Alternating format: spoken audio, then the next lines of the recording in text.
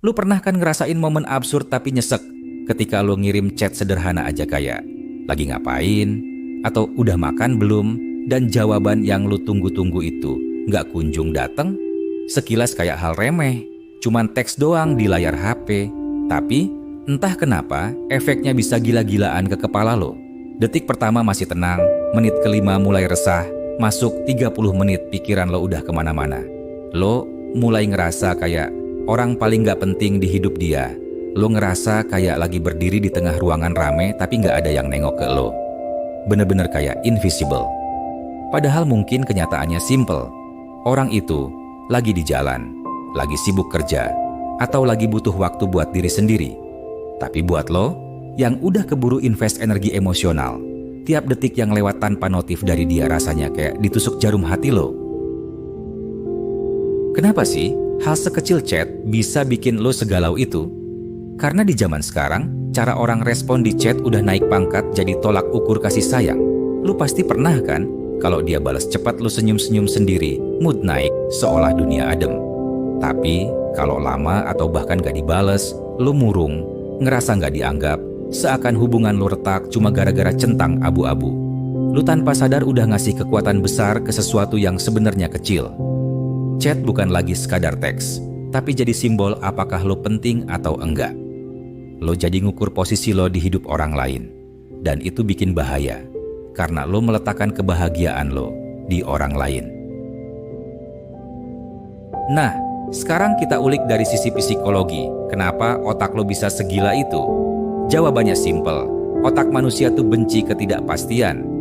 Ketika ada informasi yang kosong atau belum jelas, otak otomatis kerja secara ekstra buat ngisi celah itu.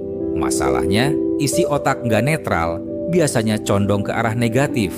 Jadi ketika chat lo nggak dibales, otak nggak berhenti di fakta belum dibales. Otak langsung loncat, dia nggak suka gue, dia lagi sama orang lain, dia malas ngobrol sama gue, bahkan dia udah nemu orang baru. Ini kayak otak lo jadi penulis naskah drama gratis, lengkap dengan adegan, soundtrack, dan endingnya tragis. Padahal kenyataannya, bisa jadi orang itu cuma lagi di kamar mandi. Otak lo mikir dengan niat melindungi lo dari sakit, tapi ironisnya malah bikin lo nyiksa diri sendiri lebih dulu. Tapi nggak berhenti sampai di situ. Overthinking makin parah gara-gara satu hal, yaitu ekspektasi. Lo ngerasa udah effort banget buat dia balas cepat, selalu ada, selalu siap nemenin. Jadi wajar dong kalau lo pengen hal yang sama balik ke lo. Nah, di sini jebakannya. Lo nuntut orang lain main di aturan yang lo bikin sendiri. Begitu kenyataan gak sesuai sama standar itu, kecewa otomatis muncul. Ekspektasi adalah sumber luka yang paling sering di hubungan. Dan yang lebih ngeri, di balik ekspektasi itu sebenarnya ada kebutuhan validasi. Lo butuh dia bales cepet biar lo yakin lo penting. Lo butuh dia muncul di chat biar lo merasa dihargai. Jadi intinya bukan cuma soal teks, tapi soal lo lagi nyari cermin buat ngukur nilai dari diri lo. Dan sayangnya, kalau lo ngukur diri pakai respon orang lain, lo bakal kecapean selamanya. Karena nggak semua orang bisa kasih validasi di waktu yang lo mau.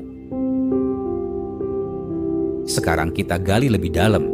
Kadang alasan lu gampang overthinking bukan cuma soal dia telat bales, tapi soal luka lama yang belum lu sembuhin. Misalnya, lu pernah ditinggal tiba-tiba, pernah nggak dianggap sama orang yang lu sayang, atau pernah dikhianatin. Luka itu masih ada, dan tiap kali ada tanda kecil kayak chat nggak dibales, luka itu kebuka lagi. Lu ngerasa, ini kejadian lagi. Otak lu langsung aktifin mode bertahan hidup. Lebih baik panik sekarang daripada sakit nanti. Inilah yang disebut insecure attachment. Gaya keterikatan yang bikin lo ngerasa nggak aman. Buat lo yang punya pola ini, chat nggak dibales bukan sekadar hal kecil. Itu kayak sinyal, gue bakal ditinggal, gue nggak dicintai, atau gue nggak cukup. Dan makin lo percaya itu, makin lo nyiksa diri lo sendiri. Lo sadar nggak? Satu chat yang gak dibales bisa ngerusak mood lo seharian penuh. Ini gila banget sebenarnya. Lo bangun tidur mood bagus, semangat, tapi begitu lihat chat lo kemarin malam masih centang abu-abu atau gak dibales, tiba-tiba energi lo drop. Lo jadi bete, malas kerja, males belajar, males nongkrong. Bahkan kadang, lo bisa jadi uring-uringan ke orang lain yang gak salah apa-apa. Semua aktivitas lo jadi terpengaruh. Otak lo dipenuhi pertanyaan. Kenapa gak dibales ya? Apa gue salah ngomong? Apa dia udah gak tertarik sama gue? Sampai-sampai hal-hal kecil lain di hidup lo jadi kehilangan makna. Bayangin, hidup lo yang gede ini bisa ke-distract cuman gara-gara satu notif yang gak kunjung muncul. Itu bukti betapa besarnya kuasa yang lo kasih ke orang lain atas kebahagiaan lo sendiri. Dan biasanya, begitu overthinking makin parah, lo mulai nyari pelampiasan buat ngisi rasa kosong itu. Lo jadi lebih sering ngecek last scene, nge-refresh story, bahkan ngitung detik dia online terakhir. Ada yang sampai bikin fake account buat kepoin dari jauh. Semua itu lo lakuin demi satu hal, dapat kepastian. Tapi masalahnya, kepastian yang lo dapat itu nggak pernah bikin lo tenang lama. Lo lihat dia online tapi nggak bales, lo makin sakit. Lo lihat dia update story ketawa-ketawa, lo makin ngerasa ditinggal. Lo dapat sedikit informasi, tapi malah jadi bahan bakar baru buat skenario negatif di kepala lo. Ini kayak lo minum air laut pas lagi kehausan. Bukannya lega, malah bikin lo makin kering, makin haus, dan makin gila. Nah, biar nggak terus-terusan kejebak, lo harus belajar skill paling basic tapi penting banget. Coba lo bedain fakta sama asumsi. Fakta, chat lo belum dibales. Titik. Itu aja. Asumsi, dia nggak suka sama lo, dia lagi sama orang lain, dia ilfeel, dia sengaja ngejauh. Nah, masalahnya, lo sering banget ngegabungin dua hal ini, terus percaya sama asumsi seolah-olah itu fakta. Dari situlah overthinking liar tumbuh. Jadi mulai sekarang, latih diri lo buat stop di fakta. Jangan tambah-tambahin narasi sendiri kalau nggak ada bukti jelas. Karena asumsi itu cuma isi kepala lo, bukan kenyataan. Lo bisa bikin 100 asumsi, tapi kalau nggak ada satupun bukti nyatanya, itu cuma bayangan. Selain skill praktis, mindset juga harus lo ubah. Karena orang yang punya dunia sendiri, biasanya nggak gampang goyah, cuma karena balasan chat telat. Coba deh, bandingin. Orang yang tiap hari sibuk kerja, punya hobi, nongkrong, olahraga, atau ngurus passion, biasanya cuek kalau notif telat. Kenapa? Karena hidup mereka udah penuh sama hal lain. Sementara orang yang nggak punya dunia sendiri, hidupnya cuma berputar di HP, ya gampang banget keguncang.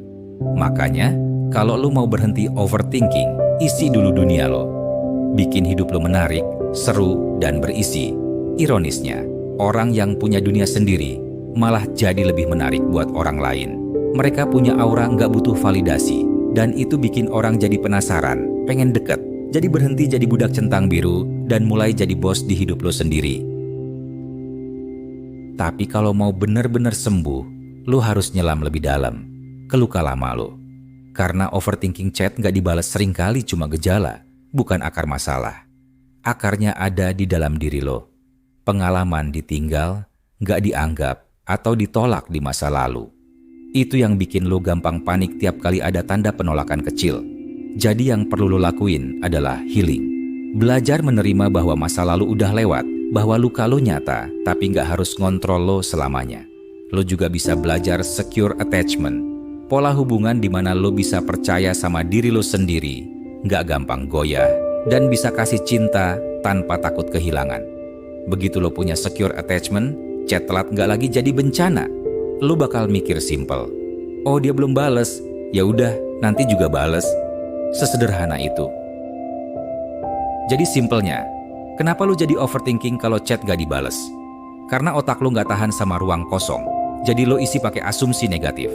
Ditambah ekspektasi lo yang kelewat tinggi, akhirnya kekecewaan lo jadi dobel. Dua hal inilah, otak yang suka drama dan ekspektasi yang gak realistis, yang bikin lo sengsara. Padahal, kalau lo bisa belajar bedain fakta dari asumsi, nurunin ekspektasi, dan mulai percaya sama diri lo, overthinking itu bakal pelan-pelan reda. Ingat, balasan chat bukan ukuran seberapa berharganya lo. Nilai lo jauh lebih tinggi dari sekadar seberapa cepat orang lain balas pesan lo. Kalau lo ngerasa relate sama semua ini, berarti lo lagi ada di fase yang sama kayak ribuan orang lain di luar sana. Tapi bedanya, lo sekarang udah punya kesadaran lebih. Jangan biarin centang abu-abu atau notif telat nentuin mood lo seharian. Fokus bangun dunia lo, rawat diri lo, sembuhin luka lama lo. Karena pada akhirnya, kebahagiaan lo cuma bisa lo ciptain sendiri. Dan percayalah, orang yang tahu cara bahagiain dirinya sendiri selalu kelihatan lebih menarik daripada orang yang sibuk minta validasi lewat balasan chat. Kalau lo sering ngalamin hal kayak gini, klik subscribe biar makin nyambung sama obrolan kita.